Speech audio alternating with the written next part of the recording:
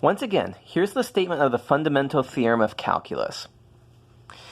What's going on here is that it gives us a way to calculate out a definite integral using antiderivatives. And we said here there's part 1, so there's actually going to be a part 2 that we're going to start talking about in this video. So 5.5 is the fundamental theorem of calculus, FTC, part 2. So what we're going to do is that we're going to calculate antiderivatives with definite integrals. So once again, the two big things here are definite integrals and antiderivatives. FTC Part 1 says compute a definite integral using antiderivatives. We're going to compute antiderivatives with definite integrals. So let's sketch out the process that we're going to look at here. It's going to further kind of show once again how is definite integration and differentiation two inverse processes to one another. So our process for investigating things is that we're going to start with some function f. We're going to create a new function from definite integration of f, and then we're going to differentiate a and get back to f. If this doesn't make sense, let's actually work out an example here. So the function that we are integrating, the function we're going to create, the area function.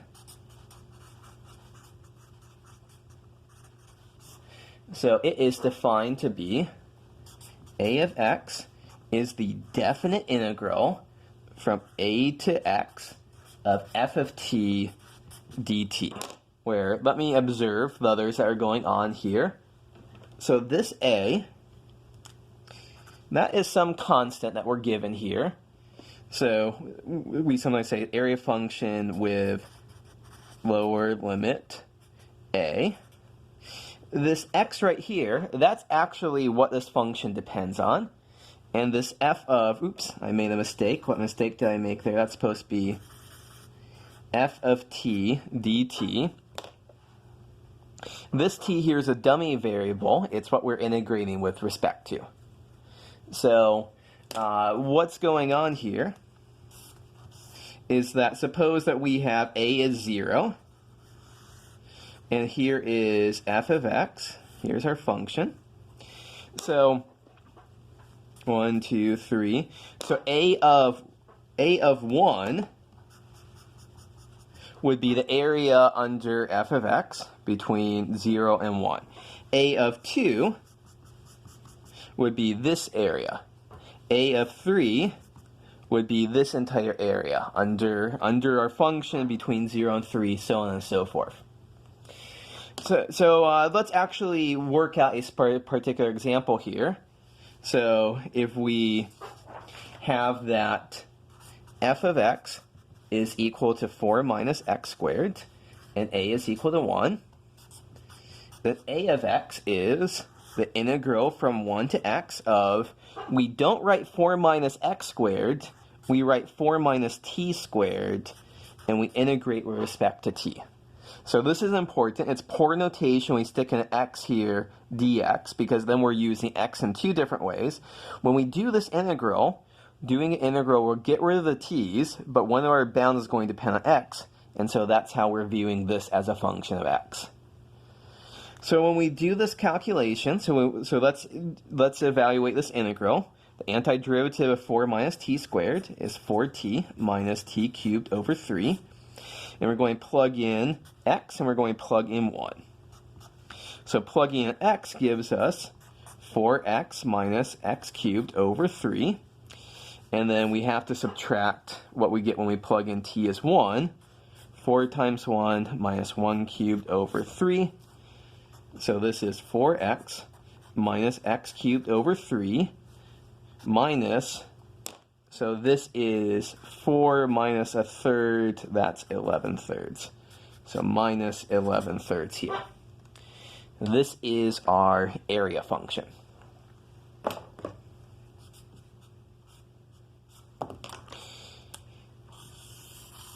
So something that we can do here, just to kind of check our work, is that if we calculate the derivative of a of x, we end up with 4 minus 3x squared divided by 3 minus 0. Who cares about that? So that's 4 minus x squared. So that is back to f of x. So this is an example of the fundamental theorem of calculus part 2. I'll give you the statement of it in just a moment. What is our outline? We take a function, we create an area function for it. Calculate crunch, crunch, crunch. Here's our area function. We take the derivative of our area function and get back to the original function. So we do a definite integral, and then we differentiate, and we're back to where we started. So here is our statement of the second part of the fundamental theorem of calculus, FTC part 2. So as usual assumptions here, f has to be continuous. Our area function a of x is the integral from a to x of f of t dt. We're saying it's an antiderivative of f on our interval, which means that a prime of x is equal to f of x. And so an equivalent way that we write this, which is a very common way for us to write this, is the derivative with respect to x of the integral from x to a to x of f of t dt is equal to f of x. Okay, so at this point then, let's do another example, just kind of from scratch. So let's suppose that our function is f of x is 1 minus 6x minus cosine x, and a is equal to, little a is equal to minus pi. So our area function a of x is the integral from minus pi to x of f of t. So everywhere we see an x, we stick in a t. And so then we go ahead and find the antiderivative of this, which is going to be t minus 3t squared. And the antiderivative of minus cosine t is minus sine t. Real quick, we can check here. The derivative of t is 1. Derivative of minus 3t squared is minus 6t. Derivative of minus sine t is minus cosine t. So everything's on the up and up. And we're going to plug in x and minus pi.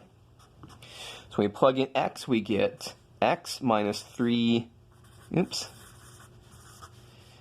minus 3x squared minus sine x minus what we get when we plug in minus pi. Negative pi minus 3 times minus pi squared minus sine of minus pi.